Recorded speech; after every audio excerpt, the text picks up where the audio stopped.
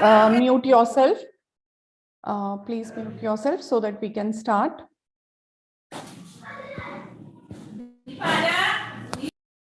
Okay, so carb counting. Last time we have discussed about carb counting, okay, how we need to do like carbohydrate counting. So the objective is we are talking about the basic carb counting and the type of carb counting and details of like basic carb counting, how we have to like check it out, the basic carb counting. Then we have to keep the track record, and then we have to like check out the medicines and then the case study as we have discussed in the last session. So basic carb counting, as we have discussed last time also, it is basically like carb counting is we are providing for the diabetic patients.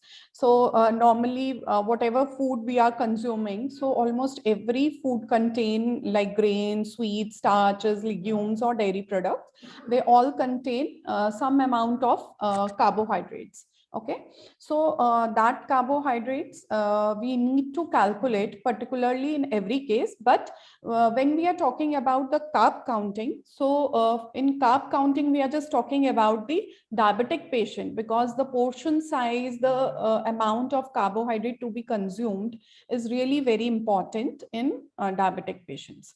So whatever food or drink which you eat, fine, so they at last converted into fuel, okay, which is glucose. The basic fuel for body is glucose.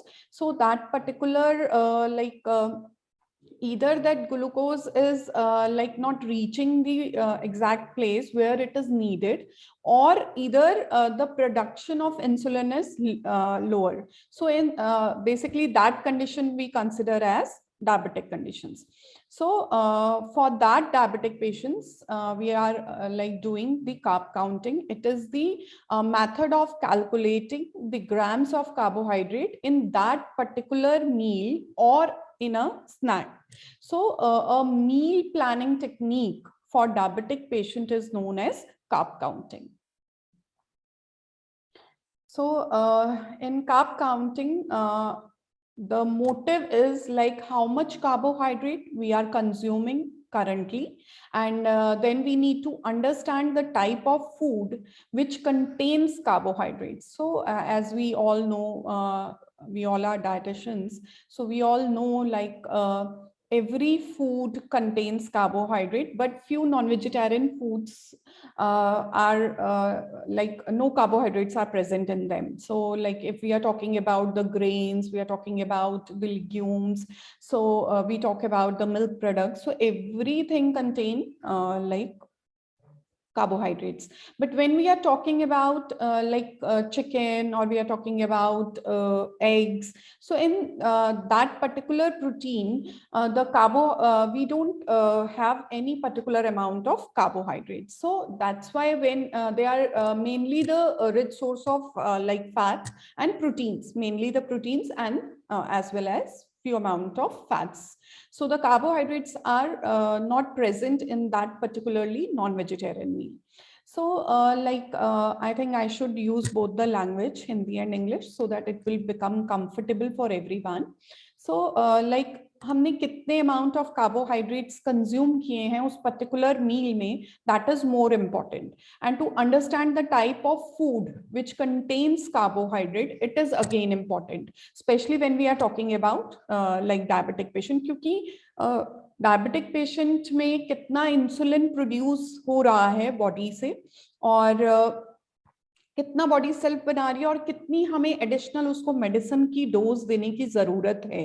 So this is why हमें जो है वो carbohydrate counting की जो है वो जरूरत महसूस हुई कि yes, now we need carbohydrates just to manage the quantity of both the carbohydrates as well as the insulin dose so that the patient will not become hypoglycemic कि डोज ज्यादा हो गया और उसका जो है वो शुगर लेवल ड्रॉप हो गया, या फिर जो है वो इतना ज्यादा हमारा शुगर लेवल रह रहा है, blood sugar level is quite high कि जो डोज जा रही है मेडिसिन की it is lesser than the values और वो उसको मैनेज नहीं कर पा रहा है.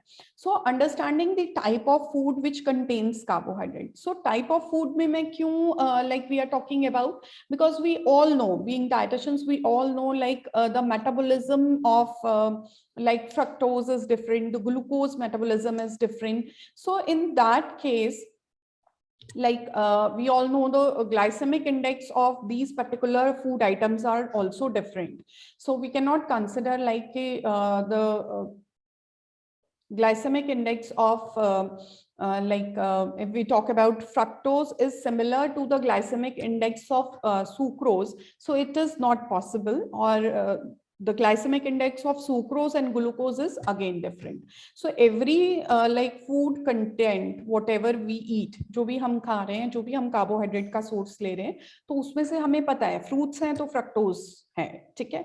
जो हम खाना खा रहे हैं वो मेटाबोलाइज हो रहा है लिवर में जाके and at last they are converted into glucose. So glucose का क्या है, but that is a full process कि जिसके बाद जाके एक एब्जॉर्प्शन या मेटाबॉलिज्म हो रही है लिवर तक पहुंचते हुए, ठीक है.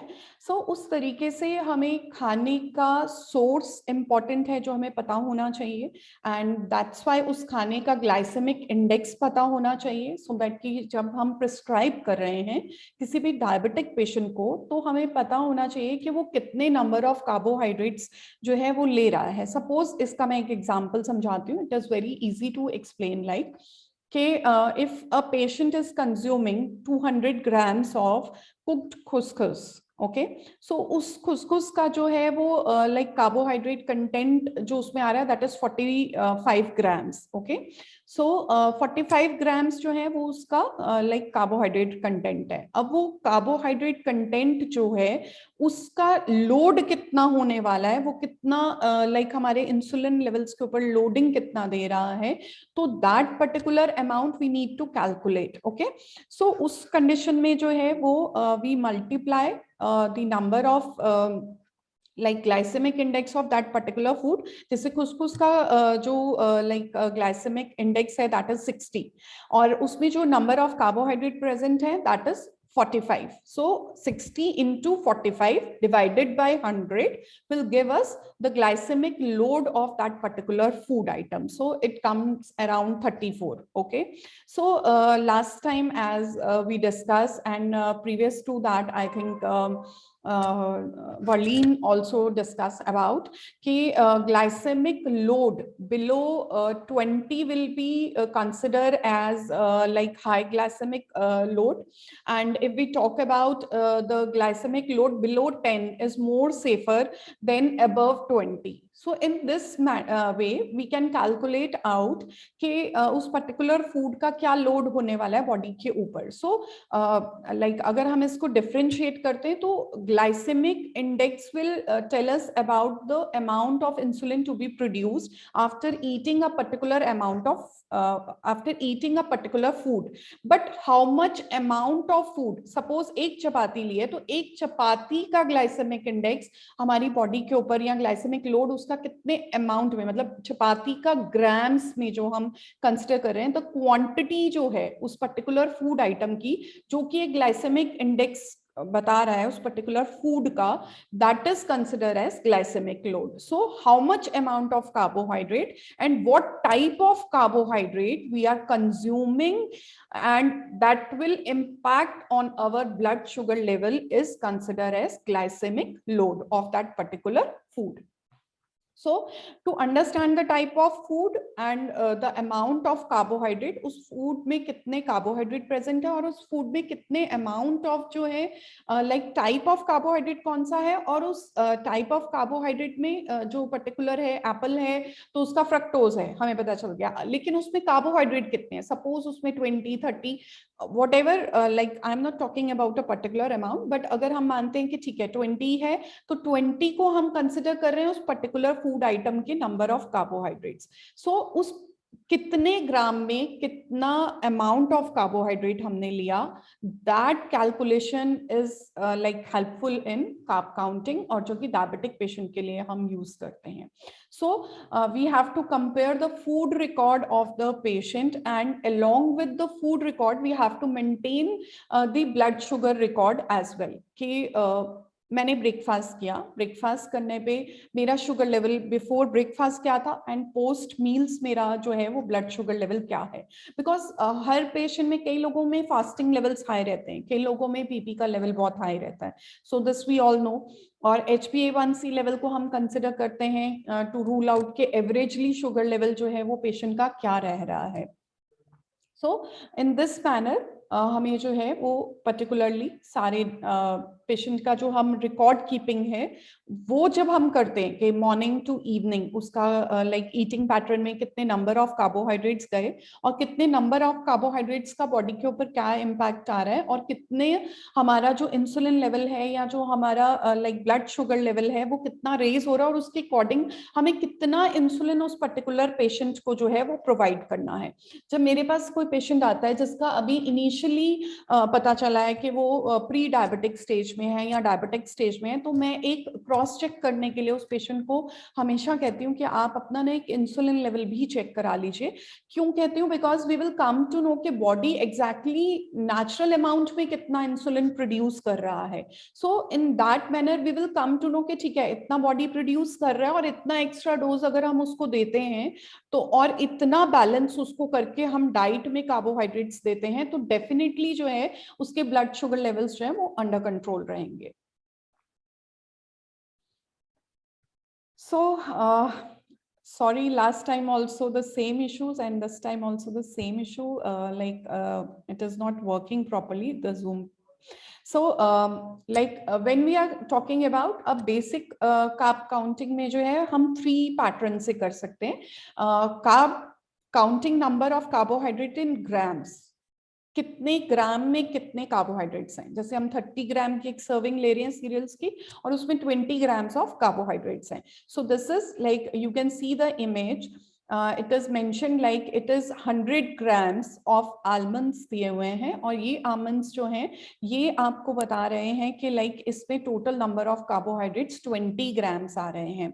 सो 100 ग्राम्स में 20 ग्राम्स कार्बोहाइड्रेट्स हमारे पास कंज्यूम हो रहे हैं.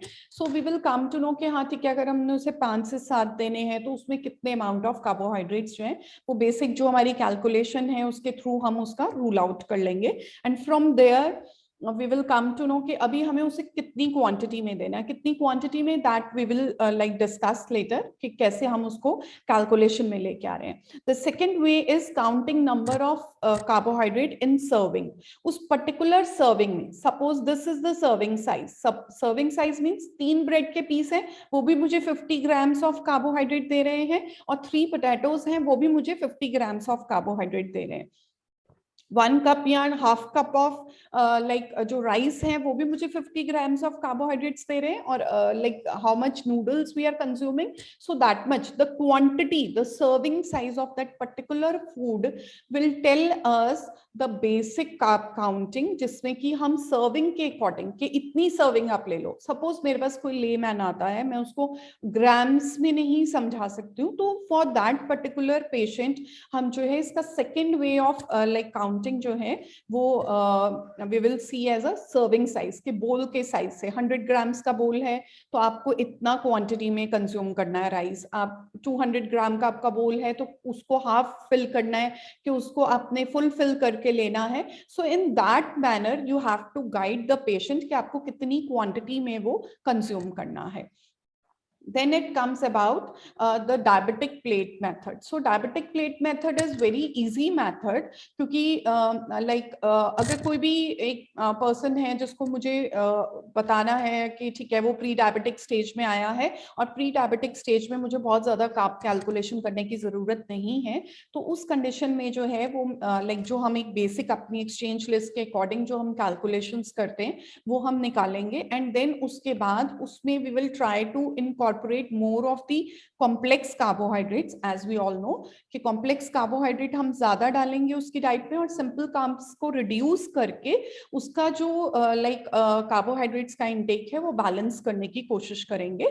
तो उस केस में जो है वो डायबिटिक प्लेट मेथड को हम यूज कर सकते हैं। सो डायबिटिक प्लेट मेथड के अकॉर्डिंग हमें जो हाफ प्लेट है वो हमें वेजिटेबल्स के साथ फिल करनी है, जिसमें ग्रीन लीफी वेजिटेबल, ब्रोकली और लेटस। सो जो भी वेजिटेबल्स हैं जो कि हमें फाइबर कंटेंट अच्छा दे रही हैं, जिनका ग्लाइसेमिक इंडेक्स जो है वो कम है, ऐसी फूड जो है उनके साथ हम अपना हाफ प्लेट जो है उसको फिल कर लेंगे।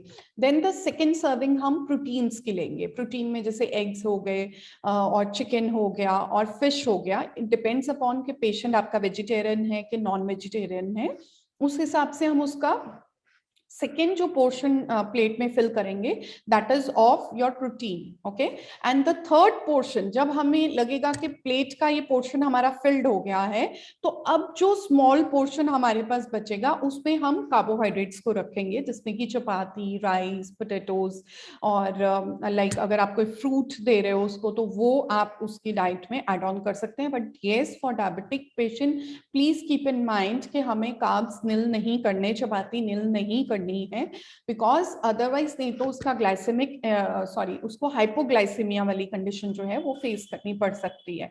सो you have to manage the quantity, कि आपको फिर भी एक calculation, being like dietitian that is your part of job, कि आपको उसका एक बैलेंस्ड अमाउंट में प्लेट बनाना है जिसमें कि उसको सब कुछ मिल जाए, बट पोर्शन साइज कंट्रोल कराने के लिए। बिकॉज समटाइम क्या होता है, अब जैसे हमारे पास कई पेशेंट्स आते हैं, हम उनको जो डाइट प्लान लिख रहे होते हैं वो वही खा रहे हैं, but the portion size is more. Like suppose आप उनको बोल रहे हो कि ठीक है, you have to consume like chapati along with dal, along with salad. अब क्या होता है कि कुछ पेशेंट्स क्या करते हैं कि आपने उनको बोल दिया सैलेड, आपने उनको बोल दिया fruits, so then they feel like it is a free food. Always मेरे पास जो पेशेंट आता है मुझे कहता है आप एक फ्री फूड की लिस्ट दे दो। सो मैं उन्हें कहती हूँ मेरा कोई ऐसा फ्री फूड नहीं है कि जिसका मैं लिस्ट आपको दे दूं और आप उसको जितने मर्जी अमाउंट में लेते रहें। So this is a misconception कि फ्री फूड्स को हम जितने मर्जी अमाउंट में ले सकते हैं। फ्री फूड सिर्फ एक ही चीज है जो कि है पानी और वाटर, जिसको मैं हमेशा कहती हूँ कि सबसे ज्यादा फ्री फूड वही है। बट वो भी अगर हम पर्टिकुलर किसी डिजीज कंडीशन में चले जाते हैं तो हमें उसकी भी कहीं ना कहीं रिस्ट्रिक्शंस करनी पड़ती हैं। So keeping in mind all these things, you are supposed to guide your patient in such a manner कि उसको अपना प्लेट मैनेज करना आ जाना चाहिए, अगर वो डायबिटिक नहीं हुआ है और वो प्री डायबिटिक स्टेज में चल रहा है। सो अगर वो अपनी प्लेट मैनेजमेंट करना शुरू करता है तो आई थिंक जो लेटर वाली स्टेजेस हैं जहां पर कि हमें ग्राम्स में कार्बोहाइड्रेट्स या उसको हर चीज नाप तोल के देनी पड़ेगी, वो उसकी जरूरत नहीं पड़ेगी। सो जब मेरे पास पेशेंट आता है तो मैं उनको हमेशा ये कहती हूँ कि दिस इज योर चॉइस, आप क्या करना चाहते हो। लाइफ लॉन्ग के लिए सब कुछ खाना बंद करना चाहते हैं या फिर आप पोर्शन और